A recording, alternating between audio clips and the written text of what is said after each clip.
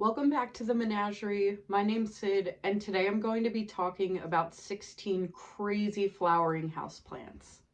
This includes some that smell like chocolate, the houseplant with the world's smallest flower, death blooms, one-night stands, and more.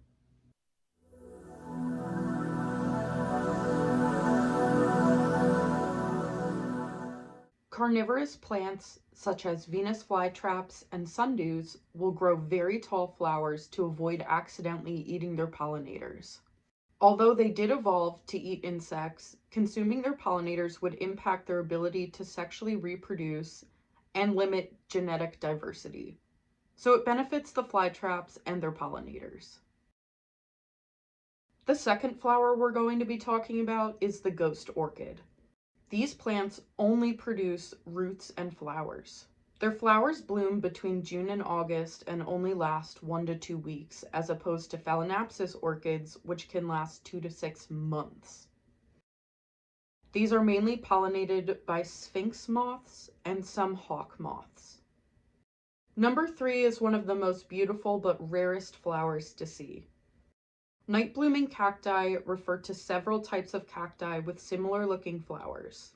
These cacti only bloom one night per year, usually in the summer. The flowers are fully open around midnight and are completely withered by the morning. So if you have one and you want to see it, you might want to drink an extra coffee that day. They are also naturally pollinated by moths and bats. Fact number 4 is that Hoya plants will bloom in the same spot every year. This little growth is called a peduncle, and instead of falling off with the flowers like other plants, Hoyas will rebloom from the same one year after year. They will also grow longer each year, kind of like how a tree gains a ring every year. So don't cut these off unless you're trying to propagate your plant or you don't care about the flowers. Number 5 is that not very often, but sometimes Phalaenopsis or Dendrobium orchids will grow a baby orchid from a node in the flower spike. These baby orchids are called Cakeis, and when they've developed 3 to 5 roots and some leaves, you can remove them from the stem and put them in their own pots. If you watched my pink care video, you might already know this next fact, but the shape of Pinguicula flowers cater towards pollinators in their native areas. Pinguicula have a part called a spur on the back of their flowers. If the spur is shorter, they are naturally pollinated by flies and bees. If the spur is longer, they are naturally pollinated by hummingbirds, moths, or butterflies. Number 7 is the red part of poinsettias are called bracts and are not part of the flower. Poinsettias need a period of darkness to change color and bloom. From October to December, they should have 14 to 16 hours of complete darkness to trigger the bloom cycle like its natural environment. This process is called photoperiodism, and during this time, the red bracts will form and the flower buds in the center will open. Number 8 is technically an aquarium plant, but I'm including this because you can keep it in your house. The smallest flower in the world is Wolffia. It's a member of the Araceae family, meaning it's related to alocasia, monsteras, philodendrons, peace lilies, syngoniums, pothos, and so on. So if you keep aquariums, you can keep this in your house.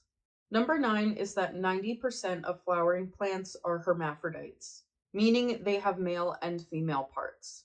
Dioecious plants only produce male or female flowers, and Nepenthes are one of these plants. Male flowers have a thicker base where a long, usually yellow anther emerges. And female flowers are more petite and have a green pollen reception organ. Number 10 is that there is an orchid known for its chocolate scent called Oncidium Sharry baby. They produce 10 to 20 buds per flower spike and they last 4 to 6 weeks. They are also known for having one of the most potent fragrances of any orchid. And they're also one of the easier orchids to take care of. And speaking of fragrant plants, on the opposite end of the spectrum is the corpse flower. And it earned its name because it smells like a rotting corpse. These can take up to 10 years before its first bloom, but they can get up to 12 feet tall. This makes it the largest unbranched flower in the world. They go through a dormant period in the winter where you can repot the bulb for spring, but that's no easy task considering the bulb can reach 50 to 150 pounds. Number 12 is that some succulents will put out what's called a death bloom, but it's important to note that not every succulent produces a death bloom. This occurs in a few different succulent species, and it's a once-in-a-lifetime event, hence the name death bloom. This is when a tall, thick flower stalk grows from the center of a plant, and as it grows, the rest of the plant starts to yellow. A normal flower stalk will grow in between leaves or off the side of the plant and remain thin. The main plant also shouldn't show signs of declining health. Number 13 is that many species of Mammillaria cacti are self-pollinating. This means that they produce viable seeds without any extra help. So keep an eye out for some seed pods after the flowers die. Speaking of seed pods, number 14 is that the fruit from Monstera flowers are edible. They take 12 to 14 months to fully ripen, and eating an unripe Monstera fruit exposes you to high amounts of calcium oxalate crystals. This can cause severe mouth irritation and some GI issues. The scales falling off is a sign that the fruit is ready to eat. And for legal reasons, I am not giving you instructions or encouraging you to eat your houseplants.